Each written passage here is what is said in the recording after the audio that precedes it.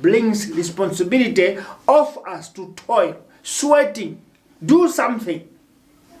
And when it comes to humanity, we, particularly in Africa, we believe in plowing in the fields, in the gardens, with our hands. There is a lot that Africans must do in order to dress, eat, and care. Now, in this toiling, we are going to come with another part of the previous teachings that we had last time, that in toiling we need to use something that we call thinking. And how do we come up with that one? So for one to be responsible, you have to sweat. For one to be responsible, you have to think. And on the thinking, this is the point now. On the thinking, we'll get back to our previous lecture where we talked about the third eye, the pineal gland. This is what makes us to be able to think, for us to counter the responsibilities of eating, dressing, and caring. Because then there's this thing that we call thinking. We have to think, what is that we must think about? We'll go back a bit. Third eye. On the third eye, we said it is what makes us to think, to plan, to foresee, and make sound judgment over things, over our lives, and more specifically, over our future. It is this third eye, the third gland, that makes us to think. After thinking, we'll be able to go back to our responsibility of eating, dressing, and caring, because we may have thought on those areas. Therefore, as we come to the point of the third eye, that gives us to think. This is where the matter is. In Africa, do we think? Are we thinking as Africans, or somebody is thinking for us? This is the thing that we need to look. So when we do all these things, we have passed and have become responsible people. Let us come to Africa as an example. Africa, on the responsibility, have we done what is required of us as humans? There's an issue of independence. We have independence in Africa. Is this independence a responsibility that we are all following, or we are failing? Automatically, in Africa, our independence has no meaning, because it has no responsibility over mankind, over this continent. Let us look at resources.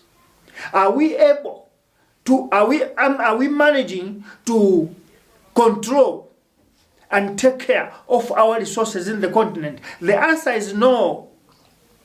We are not responsible. In other words, we are failing responsibility. On sovereignty, are we truly sovereign African continent? The answer is clear, we are not. Why? Because on independence, it is an agreement signed between a occupier and the owner of the land. You sign an agreement and you say that is independence. What type of independence is that you have to sign about? There, we have failed responsibility. On resources, no child of Africa knows what a diamond looks like. No old man of Africa knows what a gold, when it is refined, how does it look like? No one has seen it. But we are talking of resources that we have in Africa. We are failing our responsibilities as a continent. Let us look at sovereignty. Sovereignty is when a continent is being ruled by the owners of the land. In Africa, our sovereignty is in the hands of those that occupied us, because they have to bring a book where we sign an agreement as a settlement that you are free now. That's not free. If I'm being told that I'm free, that means I'm not free. So sovereignty in Africa is still not something that we can say is in total true responsibility. We are failing responsible. Africa is failing to be responsible for what is ours. Now we call about interests. Interests. Ever since independence, what interests has Africa achieved or promoted? or followed, we'll find that up to now, Africa don't have any interest in the world. Africa, we just live like animals. Nobody has an interest of what we want Africa to be, of who we are, and what we expect ourselves to be in the next 100 years. Because, you know why? Our interests are drafted by somebody from outside. Or those that came and live with us, they are the people who draft our interest in the continent. Now, let us go to the two tribes in the world, the Jewish people, the British and Americans.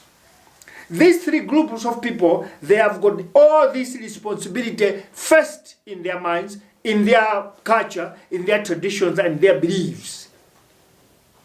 And the first thing they do are to preserve their own interests before the other. They first make sure their interests are protected before they think of the other person. They will do anything as long as they make sure that their interests are number one priority. I read somewhere which says the Jewish economy rotates within themselves 18 times before they bring or they give out to non-Jewish states or people. Whether it's money, whether it's resources, whether interests, first it has to circulate within themselves 18 times. Then they can open the door for somebody outside to benefit. That is a powerful responsibility which comes with interests.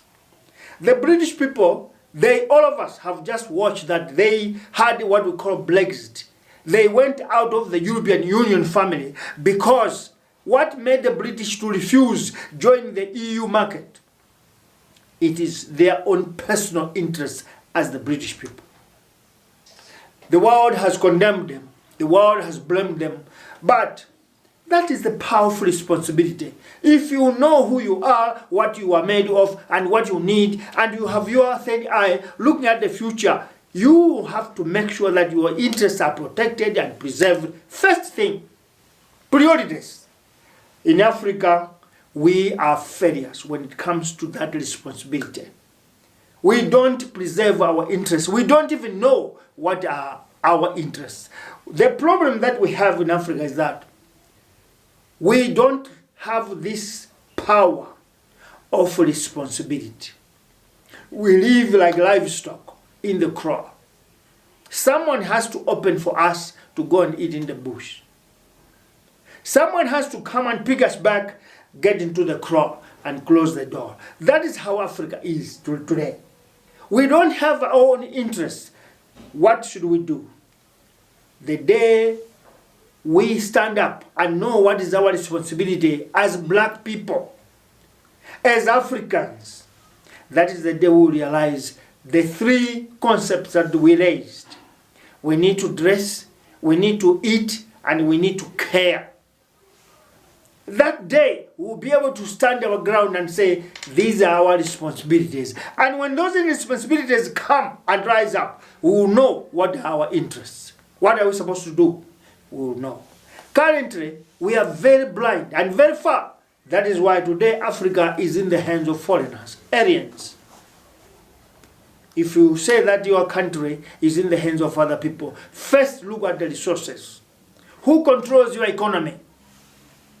Who is holding the power of your resources? That one is the owner of the continent. Now, we'll go to Malawi. Malawi as a country, there's this idiom kind of, whereby Indian community, they own all businesses in Malawi. And sometimes when they want to be rude, they tell Malawians that the country is yours, but the economy is ours. The country is yours, but the money is ours.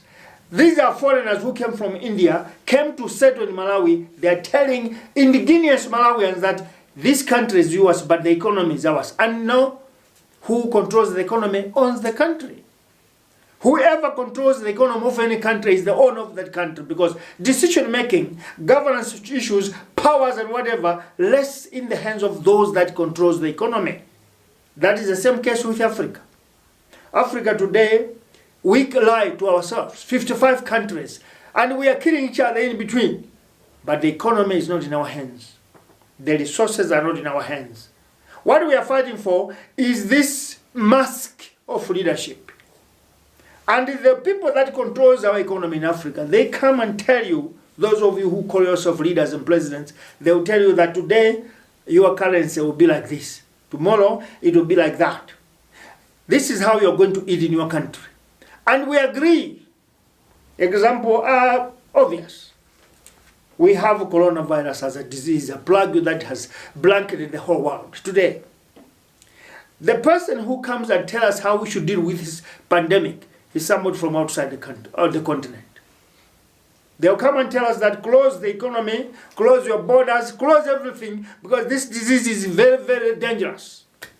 And some people, Melinda Gates, someone from America, said that I see borders scattering the whole roads of Africa and all cities because the coronavirus will kill them too much. Why are you seeing it for us? Why don't you see it for yourself? Because you too, you're a human being, and this dark pandemic is not only immune to Africans. Everyone is suffering from that. Why do you see scattering borders of people in Africa? No, why not America? Now, I want Africa to know lack of responsibility. Today, there are no people that have scattered in the streets of Africa, but we saw them in Europe. We saw them in China.